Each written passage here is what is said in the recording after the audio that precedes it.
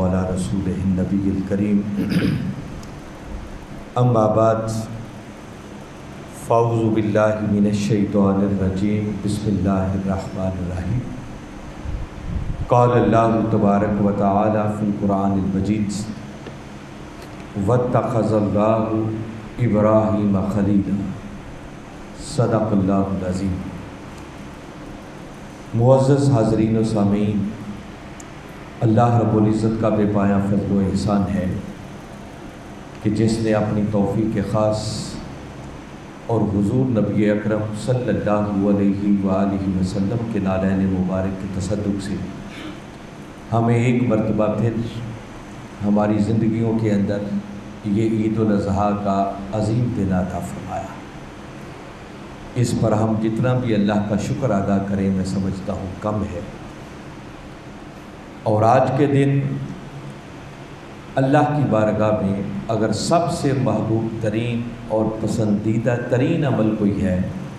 तो अल्लाह की राह में कुर्बानी के जानवर का खून बहाना है, और उसके साथ फिर अल्लाह की तहलील, उसकी तकबीर और उसकी तहमीद बयान करना, और आते जाते ईदगाह की तरफ अल्लाह के इस ज़िक्र को बुलंद करना, ये आज की अफज़ल तरीन इबादत में शुमार होता है। तो इब्तिदा में अगर आप सब लोग मेरे साथ मिलकर पढ़ें, तीन तीन मरतबा ये सब लोग ये तस्बीह पढ़ें, अल्लाहु अकबर, ला इलाहा इल्लल्लाहु वल्लाहु अकबर, अल्लाहु अकबर वलिल्लाहिल हम्द, अल्लाहु अकबर, ला इलाहा इल्लल्लाहु वल्लाहु अकबर, अल्लाहु अकबर वलिल्लाहिल हम्द, अल्लाहु अकबर, ला इलाहा इल्लल्लाहु वल्लाहु अकबर, अल्लाहु अकबर वलिल्लाहिल हम्द। आज पूरी दुनिया के अंदर अहले इस्लाम यानी 10 ज़िलहज के दिन जो मुसलमान कुर्बानी का फ़रीज़ा अदा करते हैं और सैयदना इब्राहीम अलैहिस्सलाम की सुन्नत पर अमल पैरा होते हुए और फिर ताजदार कायनात सल्लल्लाहु अलैहि वसल्लम की सुन्नत पर अमल करते हुए जो कुर्बानी करते हैं, ये दर हकीकत जद्दुल अंबिया हज़रत इब्राहीम अलैहिस्सलाम की वो सुन्नत है कि जिन्होंने अल्लाह की राह में अपने बेटे जैसी नेमत को भी कुर्बान करने से दरेक नहीं किया। और बारी ताला ने उनकी निस्बत फरमाया वत्तख़ज़ल्लाहु इब्राहीम ख़लीला, कि अल्लाह ने इब्राहीम अलैहिस्सलाम को अपना खालिस दोस्त मुंतखब कर लिया, चुन लिया। इब्राहीम अलैहिस्सलाम अगर कुरान पाक का मुताला करें तो बड़ी कसरत के साथ इब्राहीम अलैहिस्सलाम का ज़िक्र आपको कुरान पाक में मिलेगा। मुसलसल कई आयात और कई रुकू सिर्फ़ इब्राहीम अलैहिस्सलाम का ज़िक्र बारी ताला ने कुरान पाक में किया है। और ये वाहिद एक ऐसे पैगंबर हैं कि ताजदार कायनात सल्लल्लाहु अलैहि वसल्लम के बाद जिनकी सीरत पर अमल करने को बारी ताला ने इंसानियत के लिए मॉडल और नमूना करार दिया। जैसे अपने महबूब मुकर्रम सल्लल्लाहु अलैहि वसल्लम के लिए बारी ताला ने इरशाद फरमाया, लक़द कान लकुम फ़ी रसूलिल्लाहि उस्वतुन हसना, फरमाया तुम्हारी ज़िंदगियों के लिए बेहतरीन मॉडल और नमूना अगर कोई है तो वो मेरे मुस्तफ़ा की सीरत और सुन्नत है। बिल्कुल इसी तरह बारी ताला ने सैयदना इब्राहीम अलैहिस्सलाम के लिए फरमाया, क़द कानत लकुम उस्वतुन हसनतुन फ़ी इब्राहीम, कि लोगों बेशक इब्राहीम अलैहिस्सलाम की ज़िंदगी भी तुम्हारे लिए एक बेहतरीन मॉडल और नमूना है। और ये ऐसी सीरत है कि जिस सीरत की इत्तिबा करने का हुक्म अल्लाह रब्बुल इज़्ज़त ने ख़ुद अपने महबूब मुकर्रम सल्लल्लाहु अलैहि वसल्लम को भी दिया, और आपसे मुखातिब होकर फरमाया कि ऐ महबूब, आप भी हज़रत इब्राहीम अलैहिस्सलाम की सीरत और सुन्नत की इत्तिबा करें। तो आप अंदाज़ा कर लें कि उनकी सीरत कितनी अहमियत की हामिल है। यही वो सैयदना इब्राहीम अलैहिस्सलाम है कि जिनको अल्लाह रब्बुल इज़्ज़त ने ये मकाम भी अता किया कि बारी ताला ने कुरान पाक में ऐलान किया, वत्तख़िज़ू मिन मकामी इब्राहीम मुसल्ला,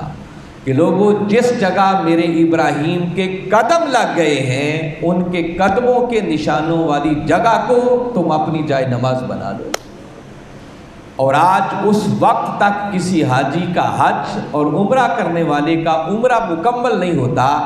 جب تک کہ وہ مقام ابراہیم کے سامنے کعبے کی طرف رخ کر کے پہلے 2 نفل ادا نہیں کر لیتا۔ تو یہ شان اور مقام بھی عطا کیا تو اللہ نے اپنے پیغمبر ابراہیم علیہ السلام کو عطا کیا، اور یہی وہ سیدنا ابراہیم علیہ السلام ہے جن کی نسبت فرمایا انی جاعلک للناس اماما، کہ ابراہیم ہم آپ کو پوری انسانیت کی امامت کے منصب پر فائز کرتے ہیں۔ یہی وہ ابراہیم علیہ السلام ہے جن کی نسبت فرمایا وَلَقَدِ اصْطَفَيْنَاهُ فِي الدُّنْيَا وَإِنَّهُ فِي الْآخِرَةِ لَمِنَ الصَّالِحِينَ، فرمایا بے شک ہم نے ابراہیم علیہ السلام کو چن لیا، منتخب کر لیا، اپنا چنیدہ بندہ بنا لیا، اور فرمایا آخرت میں بھی وہ اللہ کے نیک اور صالح بندوں میں شمار ہوں گے۔ تو قرآن پاک نے مختلف مقامات پر سیدنا ابراہیم علیہ السلام کے اس مقام کا، منصب کا، ان کی فضیلت کا اور عظمت کا ذکر کیا ہے، مگر سوال یہ پیدا ہوتا ہے کہ اللہ رب العزت نے یہ جو عظمتیں، یہ بلندیاں، یہ فضیلتیں، یہ مقام اور یہ رفعتیں ان کو عطا کی ہیں، تو اس کے پیچھے وہ کون سا ضابطہ ہے، وہ کون سا اصول ہے، وہ کون سا طریقہ کار فرما ہے کہ جس کی وجہ سے اللہ رب العزت نے ابراہیم علیہ السلام کو یہ اونچا مقام عطا کیا؟ ٹھیک ہے، اللہ کی شان ہے ان اللہ علی کل شیء قدیر، وہ ہر چیز پر قادر ہے، وہ جو چاہے کر سکتا ہے، فعال لما یرید، وہ جو چاہتا ہے وہی کرتا ہے، وہ کسی کا پابند نہیں ہے۔ مگر اس شان کے باوجود بھی ہر کام کرنے کے پیچھے اس کی بھی کوئی سنت کار فرما ہوتی ہے، کوئی طریقہ کار فرما ہوتا ہے، کوئی اصول کار فرما ہوتا ہے جس کے مطابق وہ کوئی کام کر رہا ہوتا ہے، جس کی نسبت وہ خود قرآن کا پاک میں کہتا ہے لن تجد لسنت اللہ تبدیلا، کہ لوگوں تم اللہ کی سنت میں، اس کے طریقے میں کبھی تبدیلی نہیں پاؤ گے۔ تو وہ اللہ کی سنت کون سی تھی، وہ اس کا طریقہ کون سا تھا کہ جس کی بنا پر اس نے ابراہیم علیہ السلام کو اتنا اونچا مقام عطا کیا؟ اس پر اگر غور کریں تو باری تعالیٰ نے سورہ بقرہ میں ایک مقام پر سیدنا ابراہیم علیہ السلام کی نسبت ارشاد فرمایا وَإِذِ ابْتَلَىٰ إِبْرَاهِيمَ رَبُّهُ بِكَلِمَاتٍ فَأَتَمَّهُنَّ، فرمایا ابراہیم علیہ السلام کے رب نے ان کو مختلف آزمائشوں میں ڈالا، ان کو جانچا، ان کو پرکھا، ان کی آزمائش لی، ان کو امتحانات میں ڈالا، اور جب ان کی آزمائش کی گئی تو باری تعالیٰ آگے خود اعلان فرما رہے ہیں فَأَتَمَّهُنَّ، پس ابراہیم علیہ السلام ہر آزمائش میں اور ہر امتحان میں کامیابی سے ہمکنار ہو گئے، اور جب وہ ہر امتحان میں کامیابی سے ہمکنار ہو گئے تو پھر باری تعالیٰ نے آگے ارشاد فرمایا قَالَ إِنِّي جَاعِلُكَ لِلنَّاسِ إِمَامًا، کہ ابراہیم چونکہ ہر آزمائش میں تو کامیابی سے ہمکنار ہو گیا ہے تو اب اس کا تمہیں صلہ، بدلہ اور اجر یہ عطا کرتے ہیں کہ تمہیں پوری انسانیت کی امامت کے منصب پر فائز کیا جاتا ہے، جس کا مطلب یہ ہے کہ اگر کوئی اللہ کا قرب حاصل کرنا چاہتا ہے، اس کا خلیل بننا چاہتا ہے، اونچا درجہ اور مقام چاہتا ہے، تو یہ اسی کو ملتا ہے کہ اللہ کی طرف سے آنے والی آزمائشوں پر پہلے وہ پورا اترنے والا بن جائے۔ سیدنا ابراہیم علیہ السلام کی زندگی کو اگر دیکھیں تو وہ سراپا امتحان نظر آتی ہے۔ اب ان آزمائشوں میں اور ان امتحانات کا تفصیل میں جانے کا اس وقت نہیں ہے، دامن وقت میں گنجائش بہت کم ہے کہ آپ اندازہ کریں انہوں نے بدبخت نمرود کے سامنے جس طرح توحید کا اعلان کیا اور جس کے نتیجے میں ان کو نار نمرود میں پھینکنے کا فیصلہ کیا گیا، مگر قربان جائیں ابراہیم علیہ السلام کی استقامت پر کہ وہاں پر بھی ان کے قدم نہیں ڈگمگا۔ پھر اللہ کی رضا کی خاطر ان کو اپنے ملک سے، اپنے علاقے سے، اپنے وطن سے، حتیٰ کہ اپنی قوم سے اور اپنے گھر والوں سے بھی ہجرت کرنا پڑی، تو انہوں نے ایک لمحہ بر تاخیر نہیں کی۔ پھر اللہ کی رضا پر اپنے لخت جگر حضرت اسماعیل علیہ السلام اور حضرت حاجرہ علیہ السلام کو بے آب و گیا وادی میں اگر چھوڑنا پڑا تو اللہ کی رضا کی خاطر وہ اس آزمائش میں بھی کامیابی سے ہمکنار ہو گئے، حتیٰ کہ پھر آخری عمر تک بیٹے کا نہ ملنا یہ بھی ایک آزمائش تھی، اور جب بڑھاپے کی عمر میں باری تعالیٰ نے اسماعیل علیہ السلام جیسا ان کو لخت جگر عطا کیا تو باری تعالیٰ نے اگلے امتحان اور آزمائش میں ڈالا اور فرمایا کہ ابراہیم اس بیٹے کو بھی میری راہ میں قربان کر دو۔ اور قرآن میں سورہ صافات میں نے پچھلے جمعۃ المبارک کی نشست میں یہ ساری آیتیں تلاوت کی تھی، جس میں خواب میں باری تعالیٰ نے حکم دیا، اور نبی کا خواب ہمارے خوابوں کی طرح نہیں ہوتا بلکہ وہ بھی اللہ کی وحی ہوتی ہے۔ خواب دیکھا اور بیٹے سے فرمایا قال یا بنی انی ارا فی المنام انی اذبحک فانظر ماذا تری، فرمایا بیٹے میں نے خواب دیکھا ہے کہ تمہیں ذبح کر رہا ہوں، اب اچھی طرح سوچ لو، غور و فکر کر لو اور بتاؤ اب تمہاری کیا مرضی ہے۔ اگر قربان جائیں اس سعادت مند بیٹے پر کہ جس نے والد گرامی کی زبان سے یہ سنا، تو بے ساختہ آگے سے جواب دیا قال یا ابت افعل ما تؤمر ستجدنی ان شاء اللہ من الصابرین، عرض کی کہ ابا جان جو اللہ کا حکم ہوا ہے کر گزریے، اللہ نے چاہا تو آپ مجھے صبر کرنے والوں میں سے پائیں گے۔ اور قرآن آگے وہ منظر کشی کر رہا ہے فلما اسلما، جب دونوں نے سر تسلیم خم کر دیا، باپ بیٹا قربان کرنے کے لیے تیار ہو گیا اور بیٹا اپنی جان قربان کرنے کے لیے تیار ہو گیا، وَتَلَّهُ لِلْجَبِينِ، اور باپ نے بیٹے کو پیشانی کے بل زمین پر لٹا لیا، تو تب باری تعالیٰ کی بارگاہ سے یہ ندا آئی، آواز آئی وَنَادَيْنَاهُ أَن يَا إِبْرَاهِيمُ قَدْ صَدَّقْتَ الرُّؤْيَا إِنَّا كَذَلِكَ نَجْزِي الْمُحْسِنِينَ، کیا ابراہیم تو نے خواب کو سچ کر دکھایا، اب تیری جزا لینے کا وقت ہے، اور ہم احسان کرنے والوں کو یوں ہی جزا دیا کرتے ہیں۔ پھر باری تعالیٰ نے اسماعیل علیہ السلام کو بچا لیا اور جنت سے ان کی جگہ آیا ہوا دمبا جو تھا وہ ذبح ہو گیا۔ میں اس واقعے کو جسٹ اتنا بیان کر کے جو آج کا میسج اور پیغام آپ لوگوں کو دینا چاہ رہا ہوں کہ ابراہیم علیہ السلام کی زندگی ہمیں یہ سبق اور پیغام دے رہی ہے کہ اگر ہم اللہ کی قربت چاہتے ہیں، ہم چاہتے ہیں کہ ہم بھی اللہ کے دوست بن جائیں، اللہ ہمیں بھی اپنی دوستی کے لیے منتخب کر لے، تو یہ اس وقت تک ممکن نہیں ہے جب تک کہ ہم زندگی میں آنے والی ہر آزمائش میں پہلے کامیابی سے ہمکنار نہیں ہوتے۔ اور یہ بات یاد رکھیں کہ آزمائشیں صرف انبیاء کرام علیہ السلام کے لیے نہیں تھی کہ باری تعالیٰ نے صرف انہی کو آزمایا، بلکہ اللہ رب العزت نے قرآن پاک معروف صورت ہے سورہ ملک، اس میں باری تعالیٰ نے اپنا تعارف کرواتے ہوئے ارشاد فرمایا کہ اللہ کون ہے، فرمایا الذی خلق الموت والحیات لیبلوکم ایکم احسن عملا، فرمایا اللہ وہ ہے کہ جس نے موت کو بھی تخلیق کیا اور حیات کو بھی تخلیق کیا۔ کیوں کیا؟ لیبلوکم، تاکہ وہ تمہیں بھی آزمائے، تمہیں جانچے، تمہیں پرکھے، ایکم احسن عملا، کہ تم میں سے کون ہے جو بہتر عمل کرتا ہے۔ تو آزمائشیں صرف انبیاء کرام علیہ السلام پر ہی نہیں آئیں، بلکہ ہر انسان کی زندگی اگر دیکھی جائے تو وہ سراپا امتحان ہے، اور قرآن اس کا اعلان کر رہا ہے، اور باری تعالیٰ فرما رہے ہیں کہ ہم نے موت اور حیات کو پیدا ہی اس لیے کیا ہے تاکہ ہم تمہیں آزمائیں، ہم تمہیں جانچیں، ہم تمہیں پرکھیں کہ تم میں سے کون ہے جو بہتر عمل کرتا ہے۔ حتیٰ کہ سورہ بقرہ میں تو باری تعالیٰ نے بڑی تاکیدات کے ساتھ زوردار الفاظ میں ارشاد فرمایا وَلَنَبْلُوَنَّكُمْ بِشَيْءٍ مِّنَ الْخَوْفِ وَالْجُوعِ وَنَقْصٍ مِّنَ الْأَمْوَالِ وَالْأَنفُسِ وَالثَّمَرَاتِ، فرمایا لوگوں یہ ہو ہی نہیں سکتا کہ تم ایمان کا دعویٰ بھی کرو اور پھر ہم تمہیں آزمائیں نہ، تمہیں جانچے نہ، تمہیں پرکھے نہ۔ مولا کیسے؟ فرمایا بِشَيْءٍ مِّنَ الْخَوْفِ، کبھی بندے کو خوف کے ذریعے آزمایا جاتا ہے، وَالْجُوعِ، کبھی بھوک کے ذریعے آزمایا جاتا ہے، وَنَقْصٍ مِّنَ الْأَمْوَالِ، کبھی مالوں کا نقصان کر کے آزمایا جاتا ہے، والانفس، کبھی جانوں کا نقصان کر کے آزمایا جاتا ہے، والثمرات، کبھی ثمرات کا، تمہاری محنت کا نقصان کر کے آزمایا جاتا ہے۔ اور باری تعالیٰ نے اینڈ یہی پر کیا، فرمایا ہاں ہم اپنے بندوں کو آزماتے ہیں، مگر محبوب خوشخبری دے دو ان کو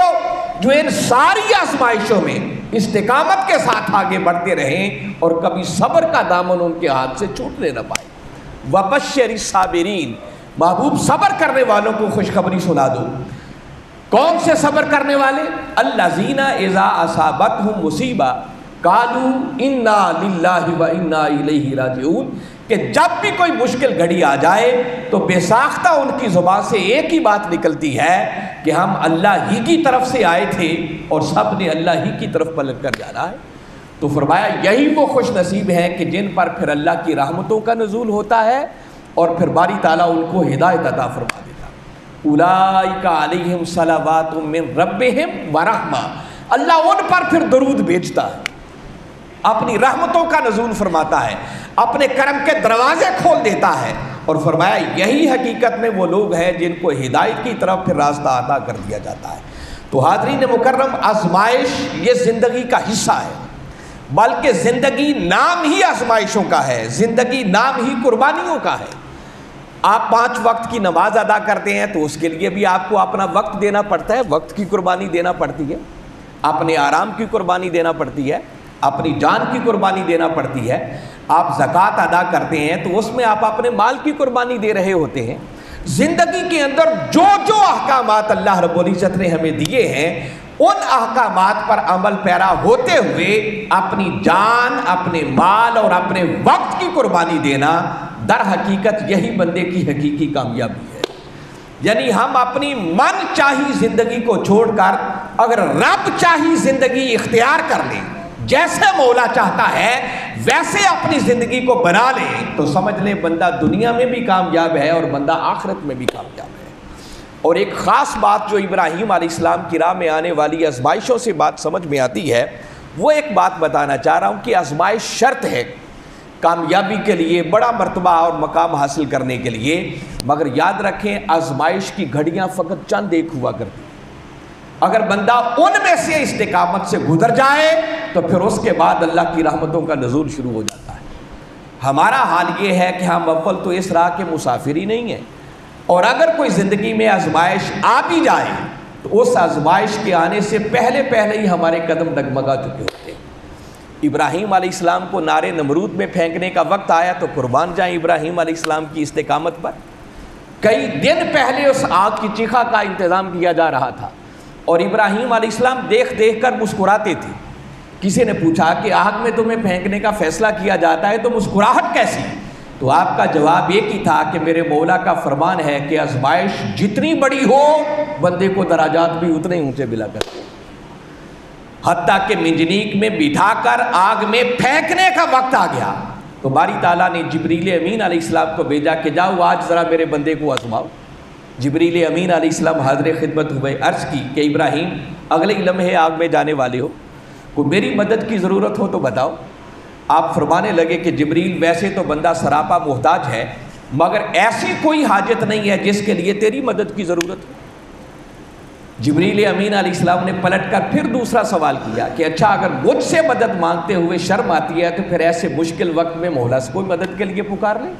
مگر قربان جائیں ابراہیم علیہ السلام کے جواب پر فرمانے لگے کہ جبریل جس مولا سے مدد مانگنے کی بات کرتا ہے وہ میرا مولا میرے حال سے مجھ سے بھی زیادہ آگاہ ہے۔ اگر وہ اسی حال میں خوش ہے کہ ابراہیم اس کی رضا کی خاطر آگ میں جل جائے تو ابراہیم اپنی جان دینے کے لیے بھی تیار ہے۔ حتیٰ کہ پھر اللہ رب العزت نے جب آگ میں کود گئے تو آگ کو حکم دیا قلنا یا نار کونی بردا وسلاما علی ابراہیم، فرمایا پھر ہم نے آگ کو حکم دیا ہے کہ آگ اب تو ابراہیم پر ٹھنڈی ہو جا، اور اتنی ٹھنڈی بھی نہ ہونا کہ وہ ٹھنڈک تکلیف دے بلکہ سلامتی والی بن جائے۔ اسی طرح اسماعیل علیہ السلام دیکھیں، انہوں نے چھری چلانے سے دریغ نہیں کیا، اللہ کی رضا کی خاطر بیٹے کی گردن پر چھری چلا دی، مگر جب استقامت سے اس مرحلے سے گزر گئے تو باری تعالیٰ نے بیٹے کو بچا لیا اور ان کی جگہ جنت سے آیا ہوا دمبا ذبح ہو گیا۔ تو آزمائش کی گھڑیاں چند ایک ہوا کرتی ہیں، اگر بندہ ان سے استقامت سے گزر جائے تو پھر اس کے بعد پر اللہ کے کرم اور اس کی رحمت کی بارشوں کا نزول شروع ہو جاتا ہے۔ اللہ کی بارگاہ میں دعا ہے کہ میں نے جو کچھ کہا سمجھ کر اس پر ایمان لاتے ہوئے سیدنا ابراہیم علیہ السلام کے نقش قدم پر چل کر ہمیں اپنی دنیا اور آخرت کو سنوارنے کی توفیق عطا فرمائے۔ وما علینا الا البلاغ۔